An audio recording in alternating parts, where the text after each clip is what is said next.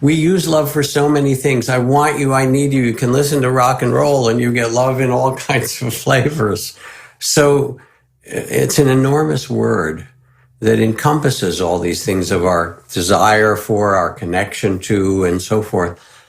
I'm using a subset of that enormous word, maybe something closer to the bone, really essential. And we could almost find a different word for it to say that we are nothing and we're connected to everything. And in that you could call that connection by whatever word you like. I call it love, that ability to feel that you are part of something, not just this separate self, which is an illusion. Every breath you take was breathed by the people around you and the animals, and, the planet is breathing you.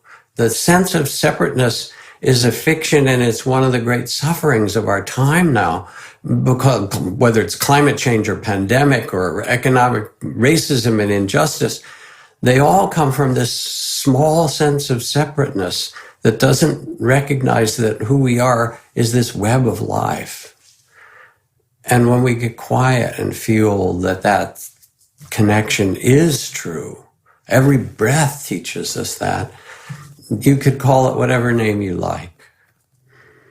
When I think about love in the meditative or contemplative sense, I think about it as at least two things. One, just what you described, that when you are turning down the volume on, solipsistic storytelling, that's the ego's job. If you can turn down the volume on that a little bit and get beneath it, you do feel more connected. I always talk about the I don't even know if this is true, but I've heard that the Tibetan phrase for enlightenment roughly translates to clearing away and a bringing forth.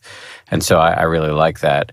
The other way in which I think about love, and I had to learn this, reasonably recently in my meditative career, is just like a warming up of my awareness. And it can be done, or at least in my case, had to be done in what can feel like artificial ways by just repeating these loving kindness phrases for 10 days at a time on a retreat. And it just puts a little more sunlight and warmth into the system, but it's not like string music.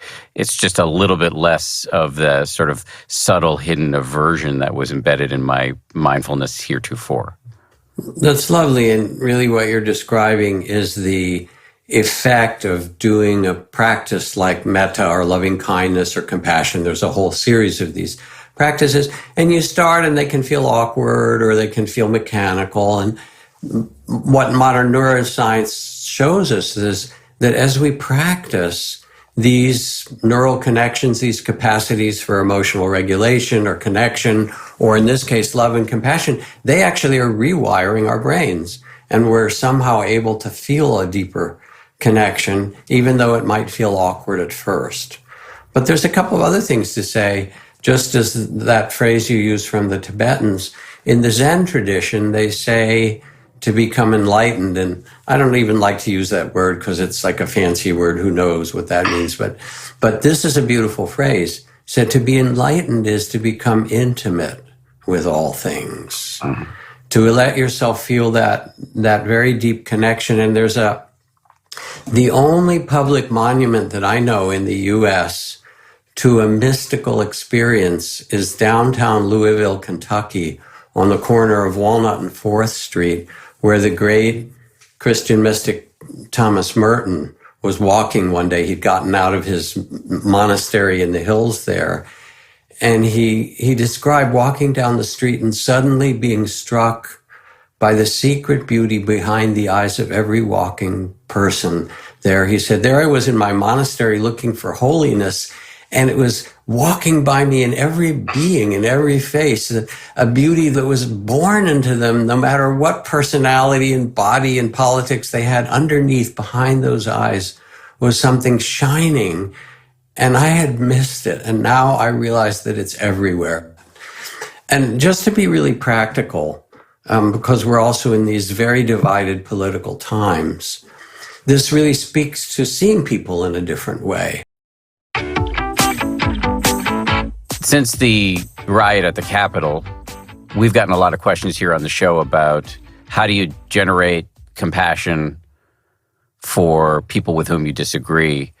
And if it's okay, I'd like to play you a voicemail from somebody who actually lives in Washington that runs along these lines.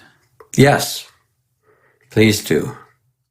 Hi, this is the DC caller again. Actually, I'm sure you've gotten a number of phone calls from people in DC. Here's my other question for you. How are you supposed to fill our hearts with compassion and kindness when it is just filled with so much anger and vengeance? Like, I genuinely want the massless people to get the coronavirus at the Capitol today. That is a horrible thought, and yet it is true. I don't understand how we are supposed to react with compassion. So you're tossing me that question, huh? I figured better for you to answer it than me. Yeah, no, I love her honesty. There's something so straightforward about it. Seeing all these people without masks and wishing that they would get the virus. There's some part of us, the more primitive part, that also revels in revenge in some way. And I've seen this even in great spiritual teachers. This spiritual teacher I knew who had just broken up, been really betrayed by their partner in some terrible way and broken up. And they were trying to be loving and kind and all of that, but it was really a terrible story. And I remember looking at them and saying, I said, I know you're going through a hard time. Have you considered revenge? And this huge smile came across their face because they had, but of course, and I wasn't suggesting that they do it, but what I was suggesting is that in some way that when our heart opens, we actually have to feel all the things that come. And all of the things that she spoke about come actually because she feels fear and she feels pain. How could this happen? She's worried. She feels hurt that these people are hurting, whether it's hurting the democracy or hurting one another or hurting the community. And so a response out of that is anger.